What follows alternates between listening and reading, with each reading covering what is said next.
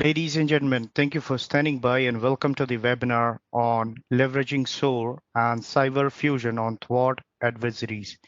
For the duration of presentation, all participants' line will be in listen-only mode. We also have a panel of cyber experts on call to answer any queries you may have. We will have a question and answer session post the presentation. Meanwhile, if you have any questions, you may also send them across to all panelists using the chat window on the right-hand side of your console. In view of COVID-19 lockdown, our teams are hosting this webinar from their home environments. We have planned this event to ensure minimal disruptions to the service during the event for a seamless experience.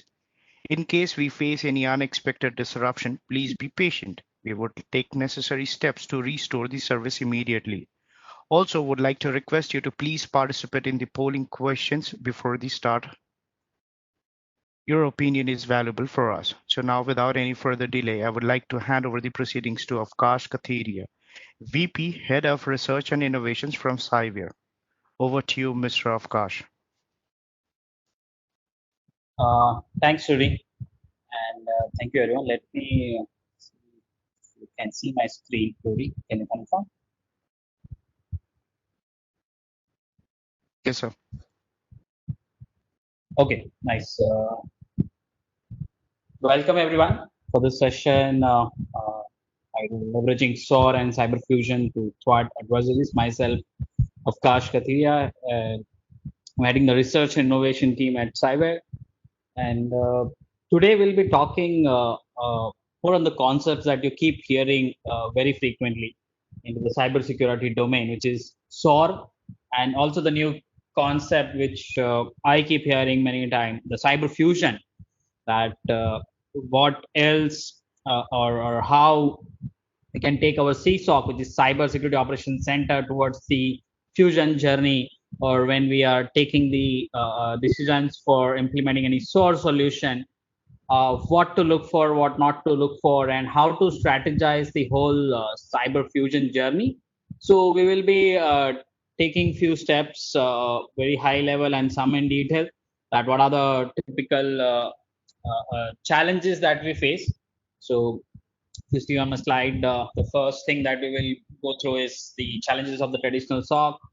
Then we'll go into the overview of the fusion center and how and what the cyber fusion will look like, and the mind map which I have prepared to give the idea that if you're in the center of the fusion center, what are the activities which you will look for, not just from the technology but from people and process perspective as well. And the maturity model that we have developed, again, it's our own adoption from our own understanding of the operations on ground. We have tried to put the journey of any organization from a maturity perspective, and also the cyber fusion and threat response solution and its architecture, that how that will help in your journey of the fusion center implementation. We'll have 10-15 minutes walkthrough of the fusion center console, and then we'll take some question answer. But yeah, feel free to post your questions in between if you have in the chat window, so whenever we get a time we can take those questions. So to start with, what are the challenges that we face today in CSOC? This may look like very 60,000 feet view of what are the strategic challenges we are looking at. We will go into the more granular challenge as well into the upcoming slide. But high level, if you see the first, we have so many teams coming up, breaking down into multiple operation within cyber function itself. So let's say I remember a few years back when I was also part of a SOC, there was just used to be, L1, L2 and the team lead, and we used to call the security monitoring team. And there used to be SIM administrators who obviously manage the SIM, the technology part of the SOC. But then evaluation happened, and now we have seen that the same SOC function has broken down into multiple aspects of detection. Then you do incident response. Then there is a threat intelligence function for proactive and predictive intelligence. Then you have a threat hunting team who proactively keeps hunting for the threats which are being missed by maybe a SOC or not a traditional technology which will be help you detect. So they will go and apply, use machine or apply a human brain. So that's a threat hunting function we have. Now, obviously, red team is also taking an interesting part into making sure the resiliency of overall organization. So there are multiple functions coming up within the CSOC, which works as per the KRI KPI assigned to them. So as a CSOC manager, or as a function lead, or as a CISO, or as a head of security, it becomes very important that all the different teams which are working for a common objective, they should be continuously collaborating all their learnings that they have, any need that they have. So they should be able to effectively communicate with each other and also effectively collaborate with each other. So that is one of the challenge or the need of an hour that we are looking at when we are running the cross-functional CSOC team today.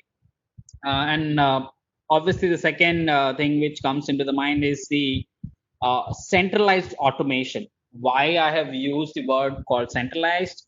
We will talk in a bit about the source solutions and how we have seen that sudden evolution of the SOAR. Many technologies today that we purchase has somewhere or other way a component of automation, or some might have the component of orchestration. And that brings a question that how do you have the visibility at central place about all the automation or the orchestration running in your organization by different set of technology or different set of people or the teams. So how to make it a centralized effort for all those automations which are required to perform during the security threat investigation or any proactive actions to be taken in terms of security. And the last is obviously the context around anything that everything that you do. More of the threat angle which is missing. Let's say I still remember from the SOC days that we used to more focus as an operation in initial days on the KRI KPI, which are more number driven. How many tickets, what types of tickets we have open, closed, how many are in progress, which one has the SLA breach, which ticket is taking maximum time for which team to resolve. So more of the statistics we used to have around the incident and how many incident and how effectively we are handling those incidents. But the next question comes when you move past that line, when you are good enough in terms of managing your numbers. The question is more to look towards the threat. What kind of threats are generating this incident against your organization, and is it insider threat, outside threat? Do we have the context around the threat, or is it a specific business unit of my organization which is continuously being targeted, or is this any specific geographical location where the specific threats are being targeted for my organization, or what kind of threat actors may be behind? I've used maybe because nobody can tell at day one that this is the threat actor resulting into this incident. So it requires a lot of collaboration as well with the threat intel team to continuously harness the behavior that you're observing from this security incident. So a lot of threat related context needs to be brought as a visibility to make sure that we are going above and beyond just an incident investigation, and it just not remains the incident response, but we move towards the more threat response aspects of the CSOC. And this is very high level, but let's say if you want to deep down at the ground reality, when we start handling this incident, right? So in this slides, if you see, I just try to elaborate more on the ground level challenges at each and every phase when we do the investigation, how and what we try to do. So if you just see the second row of this graph, I've mentioned IR life cycle. It says that there's multiple phases, and this is nothing new. We all deal with this life cycle when we investigate any threat which is targeting our organization. So I just try to streamline using the concepts of we have NIST IR framework, we have SANS IR best practices. So I just try to put in a streamlined manner that obviously the first step is the incident trigger that will happen. Then you will start doing detection and analysis or the triaging aspects of the incident investigation. Then once you know that this is an actual threat, you will obviously try to contain that threat. And once you have contained, the next step is start an investigation around that threat, that what the threat was, what is the impact, where all it is trying to infiltrate, and how can I eradicate this threat from an organization completely, maybe from one machine, from 5 machine or 10 machine, any other IOCs which I've observed, how can I remove or eradicate those threats. And obviously I will try to recover from the situation and try to bring back business as usual, so that either one small endpoint assets like a laptop or desktop which is impacted, or maybe a server, or maybe a business application which is impacted by the incident, we're able to bring business back to the as usual. And then obviously the last and important step which I keep emphasizing in any SOC discussion is the learning, because that's the most important aspect, to document the learning of each and every incident.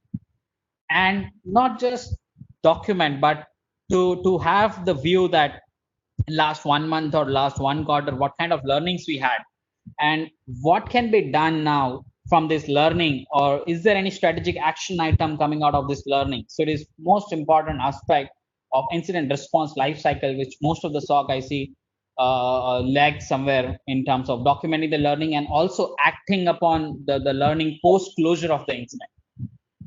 And you will see I have put two another pillars, before and after, the incident preparation and the incident response governance. Those are important aspect as well, where before the incident happens, how well you are prepared about documenting your network architecture. You have the visibility on the subnets that you have, which offices, which geography, what kind of IP subnets are being used, what are your internal IPs, external public IP range, maybe a domain list you have handy, approved, authorized list of forensic tools which you can use during the course of investigation, any best practices to be followed, maybe during memory forensics, disk forensics, or any specific incident, or maybe what are the handy contact numbers which I need in terms of a crisis, any corporate communication or the legal communication within the organization, outside the organization. So having those communication detail as well. So there are many aspects of incident preparation which we need to make sure that we are fully prepared, and not struggling during the incident investigation, because you never know that when a small security event will escalate it into an incident, and maybe when that incident become a crisis for the organization. So we need to make sure that for each and every incident or the crisis that we're handling, we have enough resources in hand before time. And the governance aspect, on the last, you will see where obviously have the visibility, governance, and the control, that what is happening when we are responding. Is it handled? Do we have enough resources? Enough processes are being followed? Do we have technology efficiency and efficacy being calculated for each threats that we have? So all the governance aspects are also equally and important.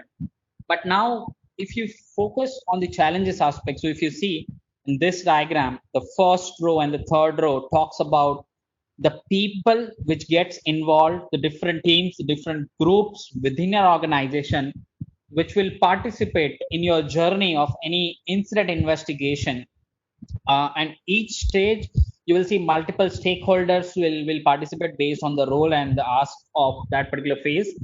The same time, a lot of technology stack that we have, which any CSOC team member will agree. I've just put very high level, but there are many, many more than this technology which they end up using during each phase of this investigations. And obviously, there are multiple challenges at each phase. I'll just put at very high level. Let's say under detection phase, or under the trigger, you have the challenges like very high number of false positive or repetitive security incident. And somewhere I've seen, I remember where many times you need to reconcile the offenses that you're getting from your SIM solution or from your embed solution, from your UBA solution, manually reported incidents over the email. So multiple channels of incident reporting today we have. And then we have central ticketing tool today where we are onboarding all the tickets. So every week, every day, or sometime every month, we need to keep reconcile from what all sources these tickets are coming and is it matching with the numbers what we have investigated. Have we missed any ticket? What happened with those missed ticket? Are they false positive, or have they been missed by human error? So many aspect which comes around the incident trigger.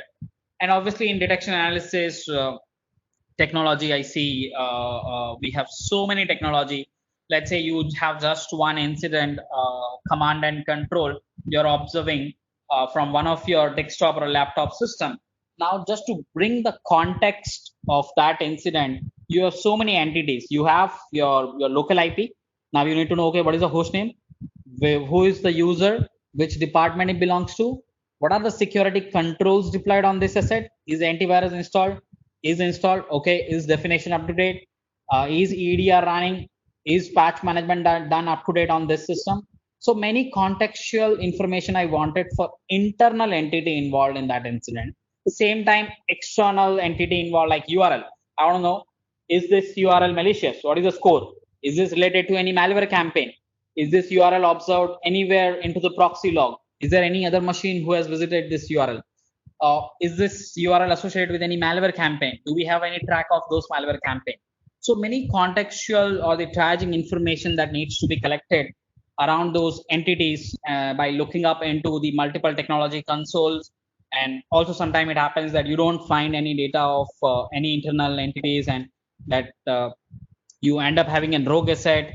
How you handle and track the rogue asset, and then obviously going towards the threat aspect is still a long journey. But yeah, these are the high level challenges we see in detection analysis. And obviously in containment, the primary challenge that I personally see is the overall containment strategy that change that will vary drastically from incident type to incident type. And obviously many stakeholders are involved, and many processes we need to follow before we have proper threats contained. Because maybe when you see some threat around the desktop laptop, it's very easy to take decision in terms of cutting down the network connections of that machine. But let's say if you see some similar threats on one of the server or the data center server which is hosting some business application, it will be really tough call to contain that asset and have the containment strategy in place, that how you will contain that particular business application or the server. So that's why the containment step will also vary from incident to incident. And obviously then when you go into the investigation eradication, RCA is the typical challenge that I see, that most of the time we try to get the RCA, but due to lack of the evidence or lack of the information, we don't have proper RCA in place. And also correlation with the malware, the threat actor, and coordinating with multiple stakeholders if more than one or more than five assets are involved in one large investigation. And obviously in recovery, it's more of the collaboration, the communication that is a challenge, and also tracking at one single click that, okay, if this incident happened on this one asset, do we have another assets having similar symptoms or similar vulnerability present or similar threats present, and immediately identify, track those assets and try to recover or try to remediate from that situation. And learning, I see this phase itself is a challenge for most of the CSOC, because after you close all the incidents, the primary challenge that we have is the time crunch, because we have so many tickets to investigate sometime with limited resources and so many steps to be followed if we go into the proper investigation. And documenting the learning and all the aspects, and also following up with the respective stakeholder to implement those learning is a challenging task, more from a time perspective I see today. And in that also, if you need to have proper correlation with the technology efficacy, where are those, is there any challenge, why this incident happened. So documenting and following up is a major challenge I see. And obviously for governance aspect also, like as I said, typically what KRI KPIs that we are calculating today into the SOC, let's say it's more about the incident, type of incident, the incident assigned to per group, per individual. Going beyond that, how can we start tracking the time based KRI KPI, the cost based KRI KPIs, or how can we have more technology efficacy related, process efficacy related KRI KPI being captured and being presented, so it brings more value to the business. Because if you just go and tell to the board saying that you have seen so many incident, this category of the incident, it's fine. But if you go and tell, okay, this is the business unit of our organization targeted with this type of attack, because we have given so many exceptions for this security control, resulting into so many attacks, and that's the reason we are seeing high number of incident happening against one particular business unit. Or similar to the geographical correlation you are able to propose, or you are able to correlate the security incident with the controls and the control exceptions being given.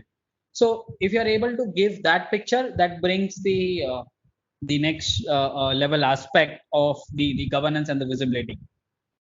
So this is the granular challenges that we have seen. We have taken one example of the SOC, IR, and intelligence that you see. But as we see, as I was talking, that as we grow into the journey of Fusion Center, there are multiple teams which will get involved, and multiple aspects. So if I need to give you a high level picture of the Fusion Center, it will look something similar. It looks more jazzy, I know, but just to give you the perspective that how on the left side, not just incident, but we are bringing all data together from all the dots which are being connected to that incident or that event. IOCs, TTP, threat actor, asset, vulnerability, malware, the employee data, the asset data. There are multiple dots within their organization associated with that event or incident or adversarial activity. How you can connect those dots together, and how you can have correlation done, enrichment done around those dots.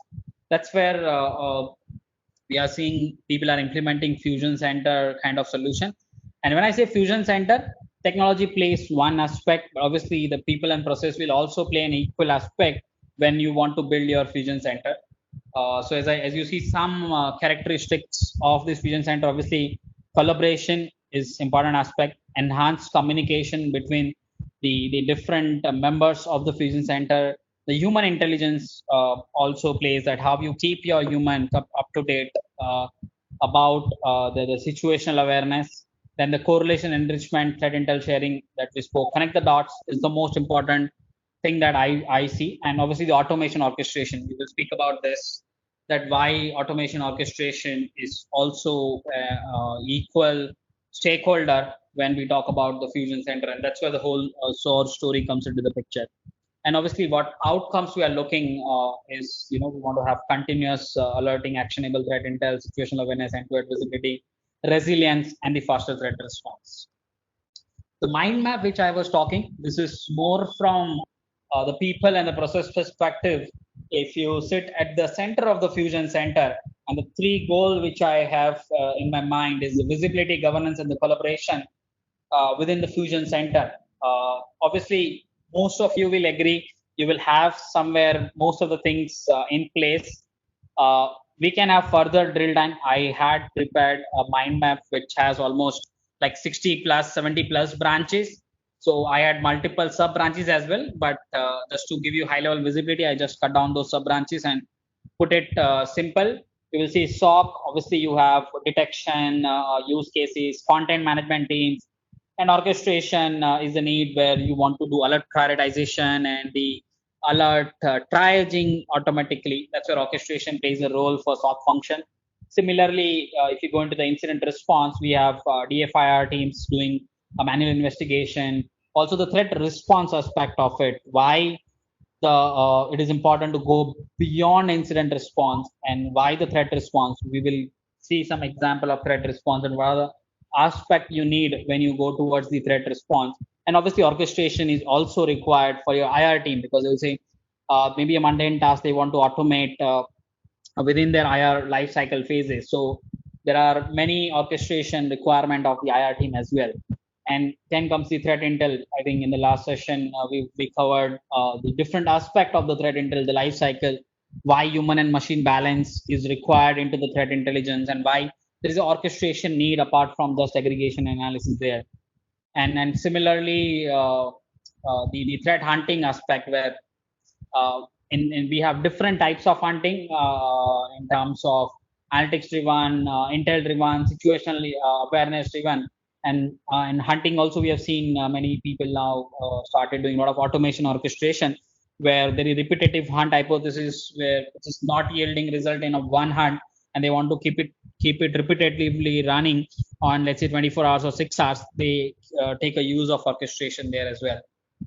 And then obviously the resiliency aspect, which is more around the process and the people part, where you have so many things in place, but how you are keeping a track of the resiliency using your red team, doing continuous tabletop exercise, incident simulation, IR playbook simulation that you keep doing, or the red team also when you do unannounced or announced red team activities, which is more in the collaboration with your threat hunting, SOC, IR, and red team, which covers the resiliency aspect of the fusion center. And then obviously situational awareness, we have both static and dynamic. Static is more having the situational awareness of the organization, the assets, the employee, and then the dynamic from the threat perspective, that what threats are targeting, which technology in rise, which sector, which geography, having a dynamic situational awareness about the threats and the internal entities. And then the communication aspect, where we want to make sure that the threat response, situational alerts, or use case collaboration, or the battle rhythm uh, had to be communicated with each other effectively.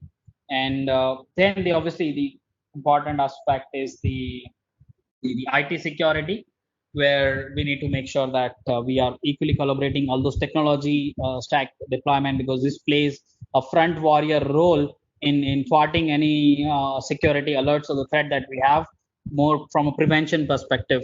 And then the vulnerability assessment aspect, where identify triaging and from patching. Here also we see the use of automation orchestration at multiple aspect, when we want to orchestrate automatically vulnerability workflows, automatically triage those with the internal data as well as the threat intelligence data, and then prioritize the patching.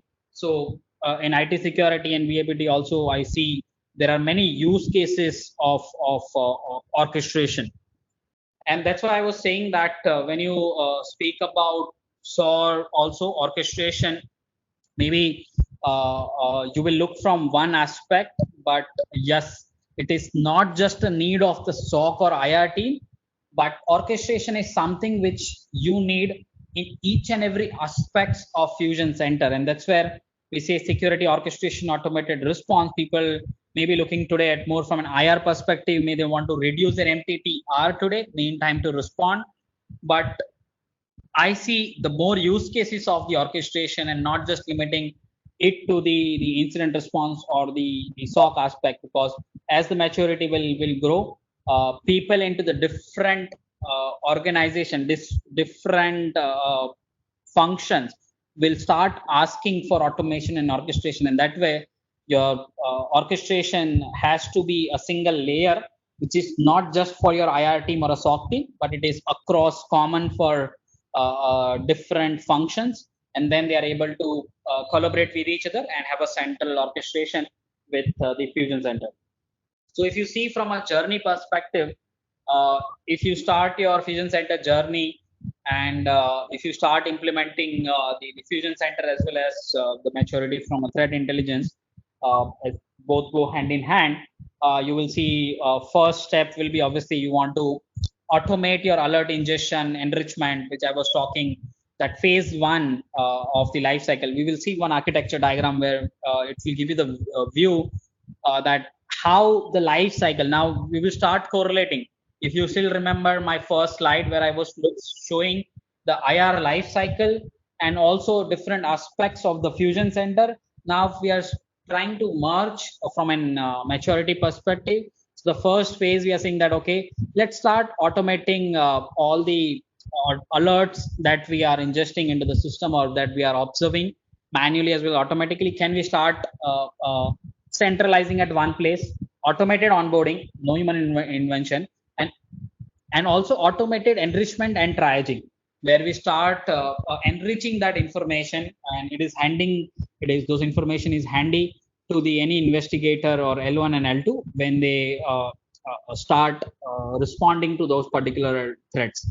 And the next step obviously is more towards more triaging, where we start putting start doing connect the dots, which I keep saying that how we can leverage the system and the machine, the machine and the human to automatically connect the dots from your assets, malware, vulnerability, security controls, security incident, all those aspects we start connecting. So that's where we start fusing the data at one place. That's where fusion comes into the play and connect the dots comes into the play.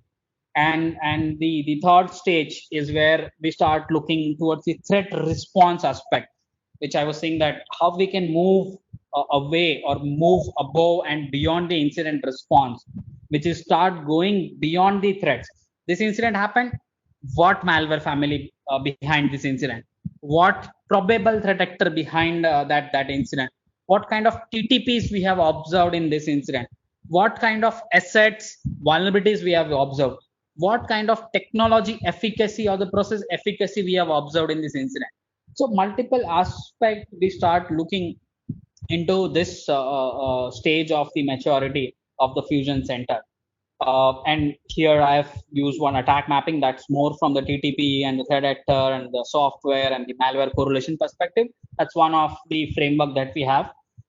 People choose to open any framework based on their current requirement. And the last strategic, where obviously now I was talking about governance, collaboration, visibility, resilience. So all those aspects will come obviously where you have implemented so many things.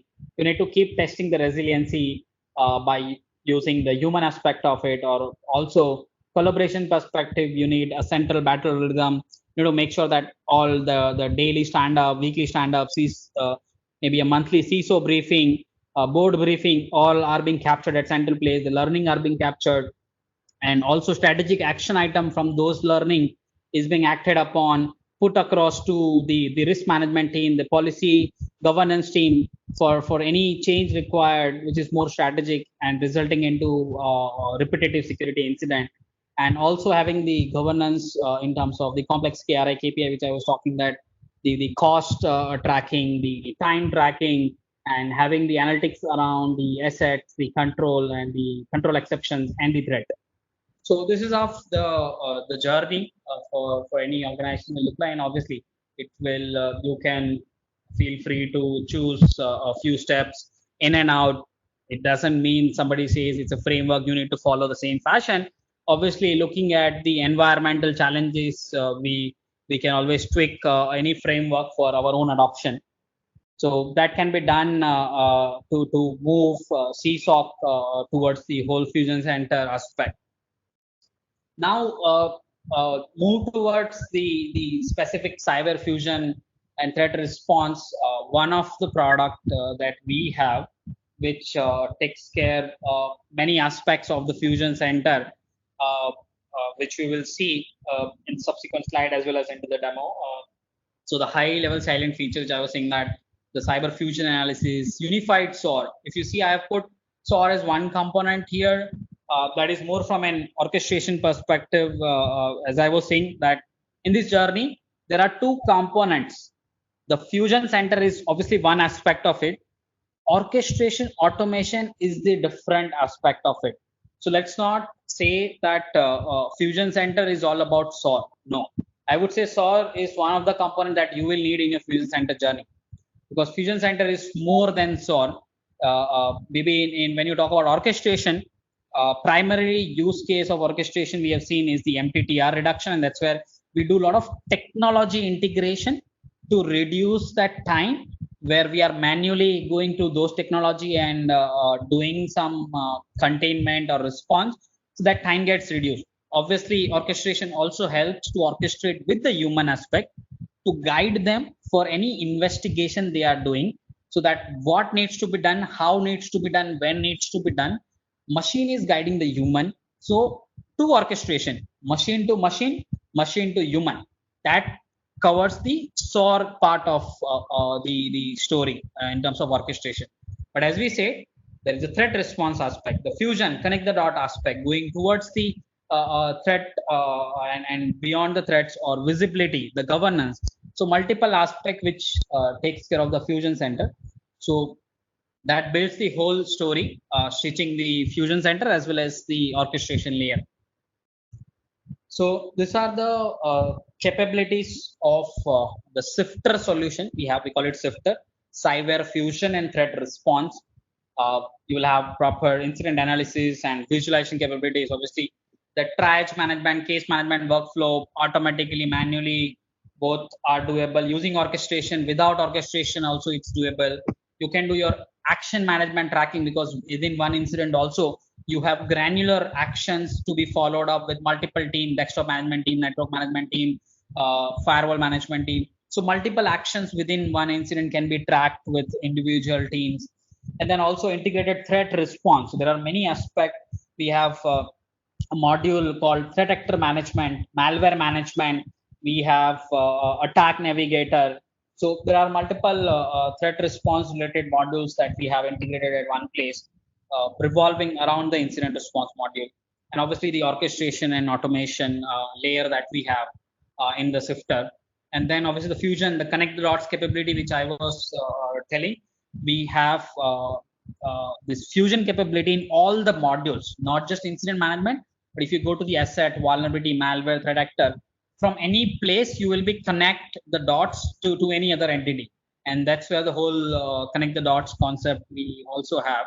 And then obviously some analyst workbench we have depending on the different needs, and the governance layer that we have in terms of managing the complex dashboard, KRI, KPI, your battle rhythm.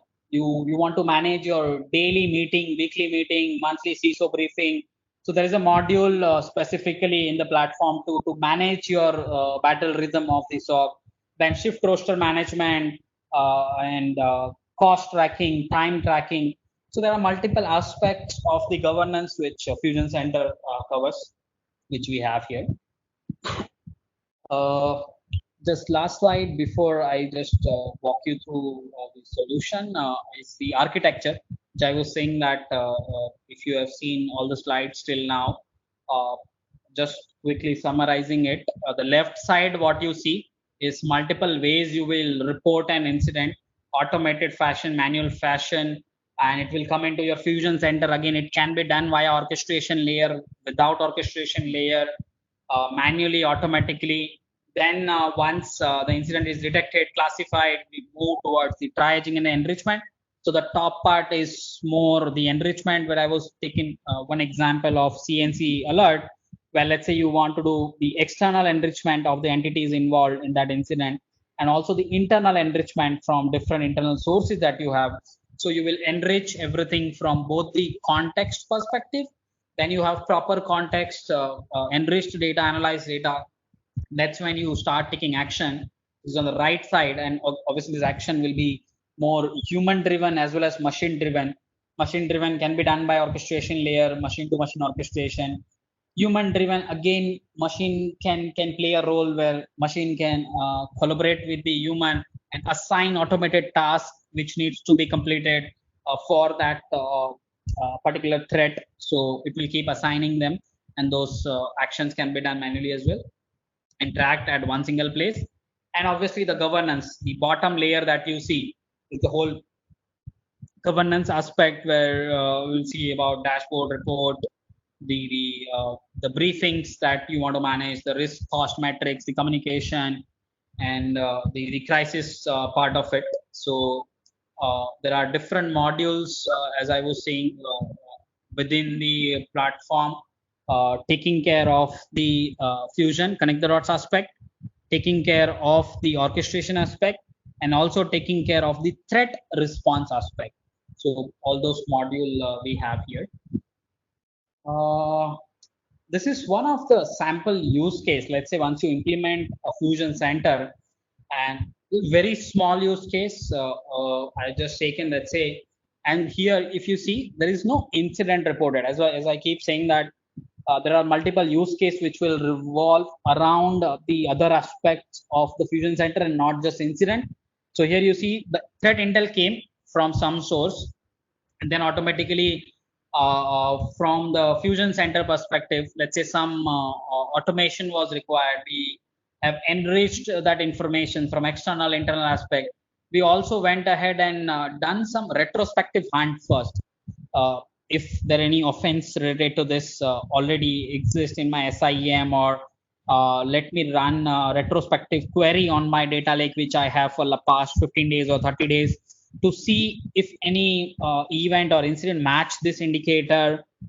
Also, if it is present in any of the endpoint solution. So there are multiple places where I can run my retrospective hunt and see if those symptoms are present. If found, maybe I want to take some different type of action. If not found, maybe I want to perform some different type of action. So based on those aspect, you will end up taking an action, and obviously the idea is to take proactive action or reactive action so that you are protected against any such attack which will happen, and that information beforehand. Obviously, many use cases you will see from incident response perspective as well. Let's you want to automate your phishing playbook. That's where your employee are reporting a phishing mail on one of the mailbox, and you want to automate their full process, that automatically pick up that email, parse that mail body, mail content, mail attachment, do the sandbox on virus total, hybrid analysis, or your internal sandbox. Based on the verdict, automatically take action, inform user, go and delete that email, or check, identify any other asset having received a similar email or connecting with a similar IOC found in that email body or email attachment. So that is more of the phishing aspect of using the Fusion Center. We have also seen a few companies in cloud also, they are using not exactly a Fusion Center, but more of the orchestration use case, I would say, where they want to keep a track of all the cloud assets as well as the cloud security policy. And let's say whenever somebody puts in any cloud rule or security policy which says source any, destination any, they want to immediately get alerted over the email, or they want to initiate any action on that. So we have seen many cloud security orchestration as a use case, threat intel orchestration as a use case, incident response orchestration as a use case, threat hunting orchestration, vulnerability triaging. That's a really good example where we have seen many organizations also keep a tab on any vulnerability being reported by any threat intel sources. They want to automatically get that CVID, look up their internal Qualys, Nessus, and if that CVID present, fetch the associated asset, bring those asset details, asset owner detail, and automatically create a service desk ticket to prioritize the patching of those vulnerability, just because we have seen some alert or some malware or threat actor proactively right now exploiting that vulnerability. So that is the use case you will see. There was no incident. It's a simple vulnerability triaging or the prioritization that we have done using the threat intel. So different aspects of Fusion Center as well as the orchestration. That's the point I'm trying to bring, that when you look for the SOAR or the orchestration journey, we need to look beyond the incident response use cases. So let's just quickly see a very high level view looking at the time. I want to make sure that we have enough time for question answer. I'll just give you 5-minute walkthrough of the console. So as I was saying, there are multiple aspects, multiple things that you see here. The governance aspect, dashboard report, threat briefing, which I was saying that you have an option to collaborate within the team. Let's say you have a daily briefing, weekly briefing, monthly CISO briefing, or a board briefing. Any briefing that you have from threat, you can manage all those briefing at one single place. That also not just manage within those briefing also. If like typically you capture your MOM after the meeting, right? So you can capture those action items which has come after that briefing. or you want to assign some action to some particular team members. So all those granular aspect can be done more from the governance perspective. Also the knowledge base where you want to maintain and manage your SOPs at one single place, any document, any reference which needs to be followed from a best practices perspective. The threat response aspect, obviously the campaign management, where and the incident management. So incident management, we all know when all the incidents are reported, you want to manage. Campaign is, let's say you have multiple incident coming of similar nature. You want to track it under a single campaign where you want to have 5 incident, 10 asset associated with it, 2 vulnerability being exploited in that campaign, 2 malware associated, 1 APT group suspected. So you are connecting all those dots at one place and you are tracking at a campaign level. At more sometimes can be used as a crisis management as well, depending on the use case. So that's the two dedicated and the heavy module or the heavy aspects of threat response that I'll see. Action management, which I was saying that as part of the granular child actions which you need to manage or individual actions which you need to manage, more from a collaboration perspective between different teams of threat intel, threat hunting, and so they want to pass and assign any independent action so they can use this module. Enhancement, which is more of a learning, which I was saying that the learning phase is important. Your incident may close, but your learning is a continuous process. You will have your enhancement documented at one single place, which you need to make sure that you have the complete visibility that we need to update this policy, and this is the learning I have from 10 different incident in last 1 quarter. So that's where you will be able to track all those learning and enhancement. TIR is more on the Intel aspect. Gosh. Request. Avkash, sir, Yeah. Wait. No, no issue. Wait. Sorry. Okay. So, and the fusion aspect, obviously you have, and that I was saying threat actor, malware, threat intel vulnerabilities, then assets and the analyst workbench. So outcome, I will not go into much detail, but if you see from a high level, what kind of output you want to see. So these are obviously very simple KRI KPI, which I was talking initially from incident perspective, action perspective, my group, my team, maybe more of a shift handover perspective. I want to have visibility.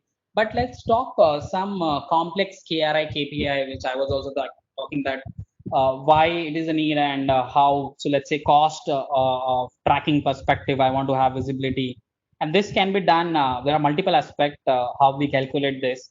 But there are also, I will show you some control KRI KPI. So incidents or the threats that you have observed just because of one control was failed, maybe from antivirus definition update perspective or admin exception, EDR was not installed.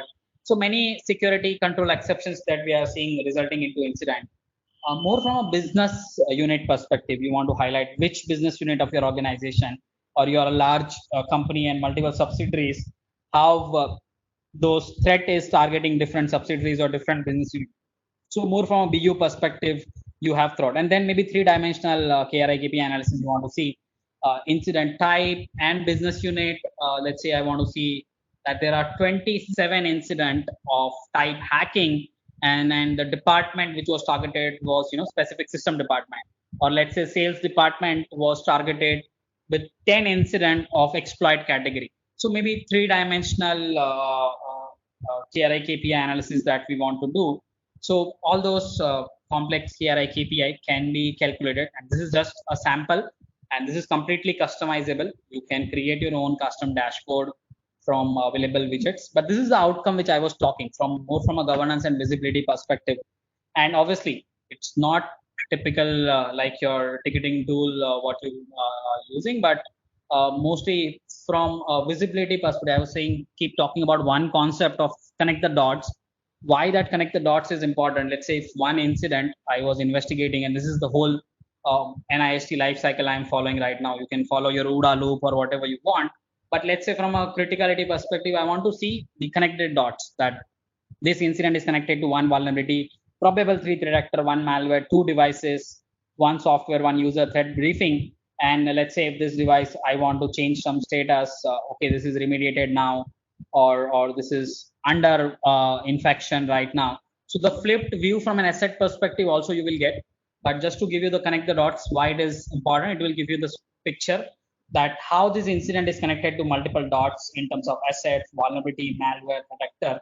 And also you can have the flipped view. Let's say I want to see from this laptop perspective. Now I will see the detailed view of this laptop. What is this asset? What is the serial number? And what are the hardware detail, the software and security detail of this machine. Also the connect the dots of this machine, that this machine is he's a owner, he's a manager, is associated with 66 incident in the past, also having 4 vulnerability associated with it, 2 malware associated with it. So I'm showing you the flipped view and why the fusion and the connect the dots come and play the role, and how it is handy when you are doing any threat response or incident response investigation. Many things. Just one last thing on the console, which I want to show you, is the attack navigator. Why it is important to continuously keep plotting the threat data, the attacker data, the incident data. So if you see, I have just selected the incident data, and then I have the this. You'll see that I have 71 incident. This is spear phishing, because I've seen in my organization that TTB popularly targeted. If you click here, it will take you to that particular incident. Let's say PowerShell. I see there are 15 incidents related to the PowerShell technique of the attack navigator. And obviously, there are many ways. We can talk offline about how we automatically or manually will be map this incident into the attack navigator aspect. But the crux which I am trying to show you here is the 3 aspect which we kept talking: the threat response, the connect the dots, which you want to do, and the orchestration. So you will see there is an associated orchestration layer as well with this. Which is uh, people say it's a SOAR, where you can write the complete visual playbooks in terms of automation orchestration. This is one sample playbook I have written, that whenever a phishing email is reported in one of the mailbox, what 50 or 100 steps which I want to do, and each step is visually written, visually available to write those playbook, and you can see. And again, this is tightly integrated right now with Sifter. Similarly, it can integrate with any other use cases that you have. But yes, orchestration is maybe the heart. But yes, Fusion Center is the place where you will have the proper governance, visibility, and the operations and the collaboration done between the multiple organizations. So if I want to summarize before we start taking the questions, so as we said, the 3 aspect, we said orchestration is one thing, connect the dots, the fusion, how you will keep connecting the dots of multiple things, the asset, vulnerability, malware, threat, incident, and then the threat response, that going above and beyond an incident response, how you can have the visibility around the threats which is targeting your organization. Maybe not possible in all the cases, but it is a step where you need to start having the visibility around the threats. So you need to go towards the RCA, that why this incident occurred, which probable threat, a malware or a threat actor, malware family, what security controls repetitively being breached upon or being used upon, what technology efficacy, process efficacy we have resulting into this repetitive incident. So going above and beyond those aspects is the need of an hour when we are trying to look for our fusion center channel. That I will hold here, and Rudy, I will open the floor for question answer. Thank you so much, sir. Ladies and gentlemen, now I would like to request you, if you wish to ask any questions regarding the subject for the webinar, requesting to post your queries on the chat appearing on the right side of your console. I would also request you, while posting out the queries on the console, please put it to all panelists from the drop down just above the chat where you are putting up. Repeating and requesting again, ladies and gentlemen, if you wish to ask any questions, please post your queries on the chat appearing on the right side of your console, directing it to all panelists from the drop down above. With that said, sir, there are a couple of questions that came up while the topic was going on. The first question is from Pratyush Velaru. The question reads out as, how is the vulnerability prioritized based on the business impact instead of the CVE? Okay, it's really good question, and I would say it's more of the complex, because as I said, triaging will bring 2 aspects, or you need 2 parameters. If you take any CVSS calculator, also everyone talks about two things. One is the more external factors which will impact the triaging or the prioritization of the vulnerability, which I've already covered: threat intel, CVSS score, and the exploit availability. Many other things will define the external score. But there, the second important thing is the environmental score, which you keep hearing in the language of CVSS, where people say that how this vulnerability is impacting. So maybe one of the parameter is which asset category it is open. Is it my business critical asset, business critical application where that vulnerability is found open? So one aspect is to look more from a business criticality perspective. Some organization I've seen also use the whole CIA, confidentiality, integrity, and the availability of that particular application or the server where the vulnerability is found, to triage or prioritize the vulnerability. Also, I have seen from the compensating security controls. Many organizations also see that, okay, do I have any compensating security control for this specific vulnerability? Let's say, example, I have an HIPS signature enabled or a WAF signature enabled or maybe a CAPTCHA enabled, just few example, where this vulnerability is being taken care by any compensating control. So there are many such parameters. I've just taken few example: asset criticality, application criticality, CIA value, the virtual patch scenario. Depending on multiple aspects, you can derive the business impact specific to your organization. Also, as I said, business impact can also be derived from the external factors like the CVSS score, or the exploit availability, the vulnerability intel triaging. Let's say this vulnerability is being exploited by one malware campaign targeting, let's say, India as a geography where you are running a business, or targeting finance as a geography where you are running a business. So those aspects can also be looked more from an external perspective. Thank you so much. The next question is coming up from Mr. Ashish Yadav. The question reads out as: Lockheed Martin cyber kill chain is simple solution. Please suggest the feasibility of the same.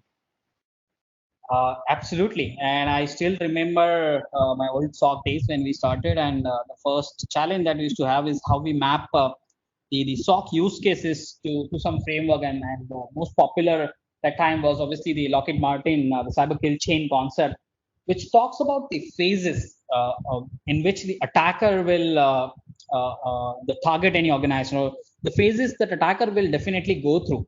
And if you see the current MITRE ATT&CK navigator or the framework is nothing but the drill down version somewhere I see of the cyber kill chain, because cyber kill chain will talk at the high level. Let's say there is a phase called reconnaissance and there is a phase called data exfiltration. So the MITRE will talk about how that data exfiltration can happen, how the credential dumping can happen, how the reconnaissance can happen. So the multiple aspect it will have.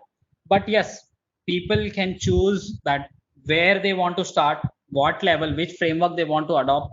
Obviously, cyber kill chain is a really good model when you want to start at very high level. We want to categorize your threat scenarios from a SOC perspective, threat hunting perspective, red team perspective, threat intel perspective.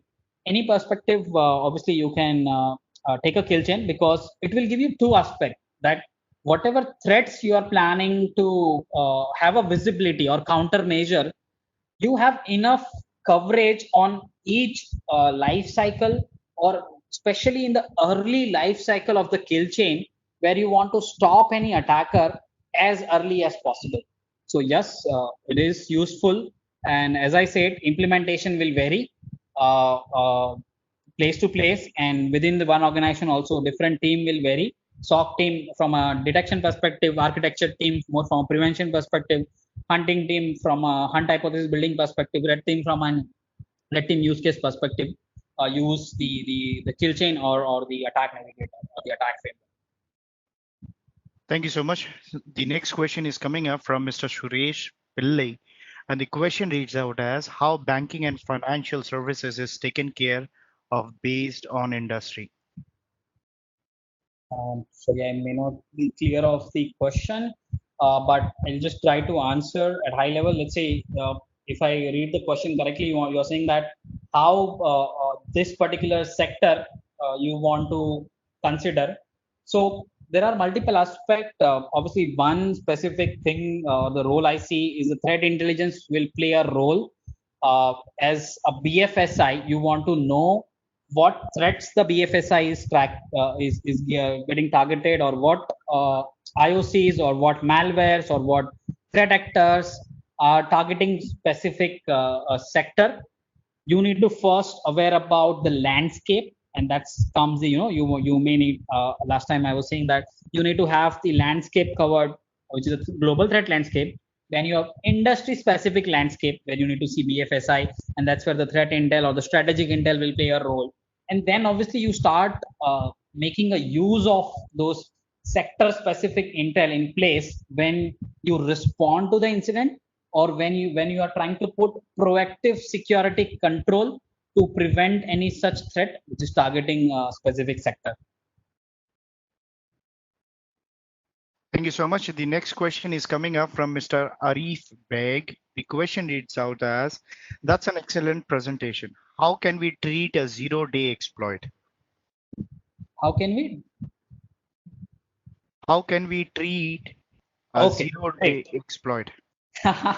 this is the most popular question I keep hearing, and not now, but yeah, it's a long question that I keep hearing about the 0 days, and we just need to see, rather than the word, what is the mentality.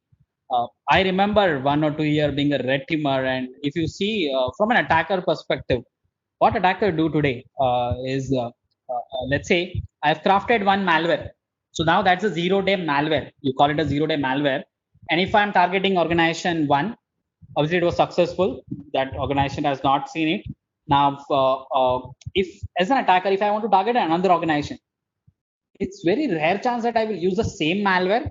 Maybe the malware will remain the same, but the technical characteristics of that malware I will definitely change. I have the code with me.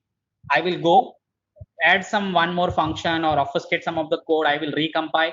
I have the new malware hash, because maybe antivirus vendors or the sandbox are already having the knowledge about those the technical aspects, what we call IOC, indicator of compromise, which consists of IP, malicious domain, CNC URL, the hash, the file path, the registry path. So many characteristics which I was trying to do that somebody has already learned.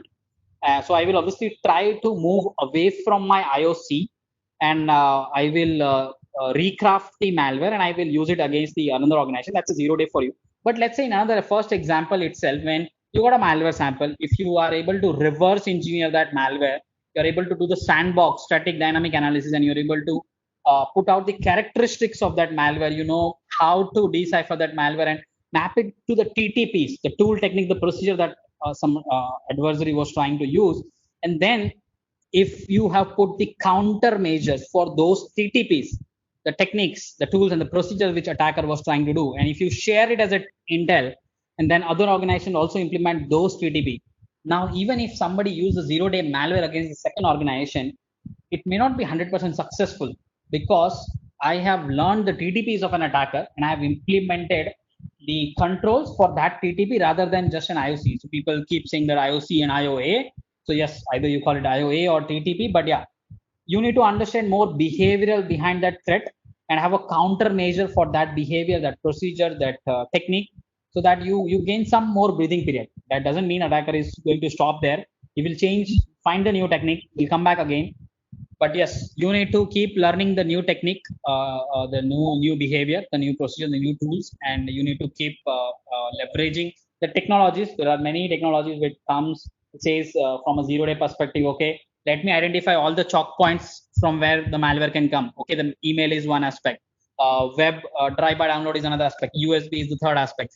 Do I have the equivalent visibility, or the sandboxing capability at all the three checkpoints which are there to enter any 0 day threat into my organization?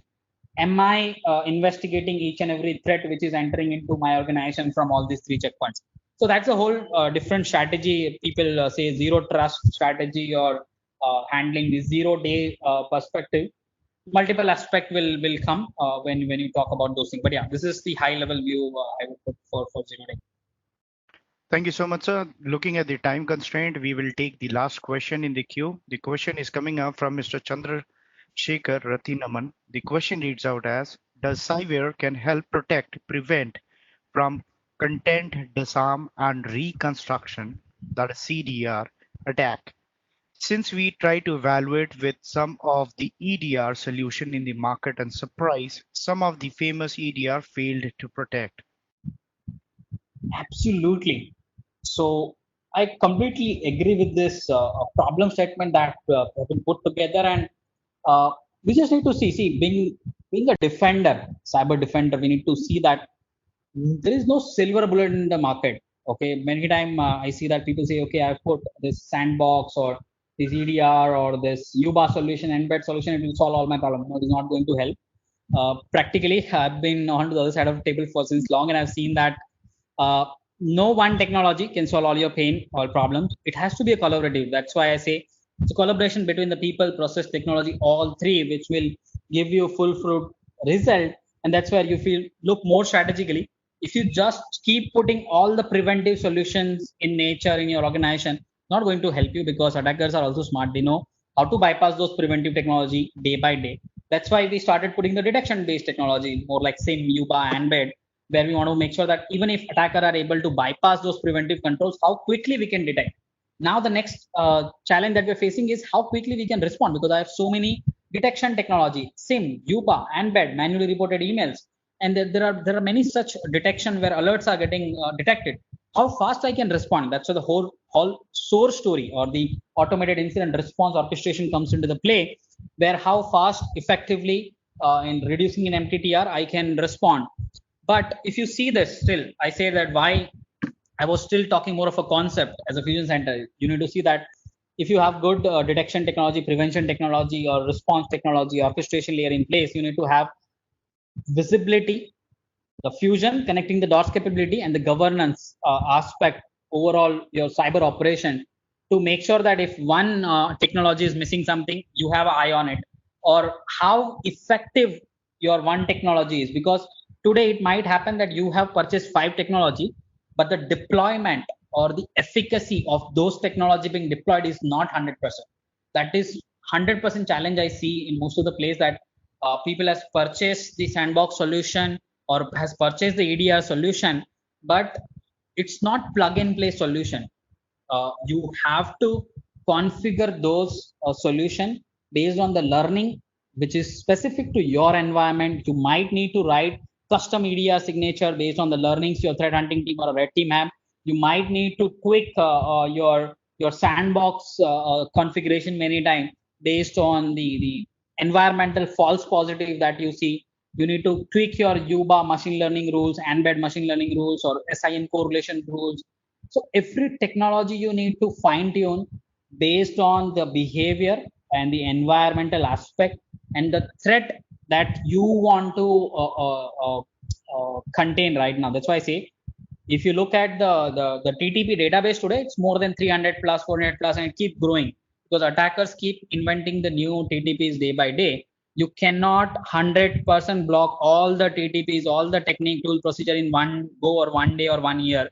You always need to take the approach of triaging and the prioritizing that what threat, what TTP is important for your organization based on the sector, geography, threat intelligence that you have. And for those TTP or those threats, do you have enough preventive controls? Do you have enough detection control? Are you responding to those threats when it are coming in a timely manner? It stitches the whole story, and yes, not just a single solution. But yeah, that's why I think as a cyber, the solution that we are saying here, this one solution, Sifter, takes care of the fusion aspects as well as the orchestration aspect of the overall ecosystem. We have many other things which stretches into the overall ecosystem. But yeah, uh, today I was talking more on the fusion and the orchestration aspect of the things. With that said, sir, there are no further questions at this point of time. Turning the program back to you for your closing comments.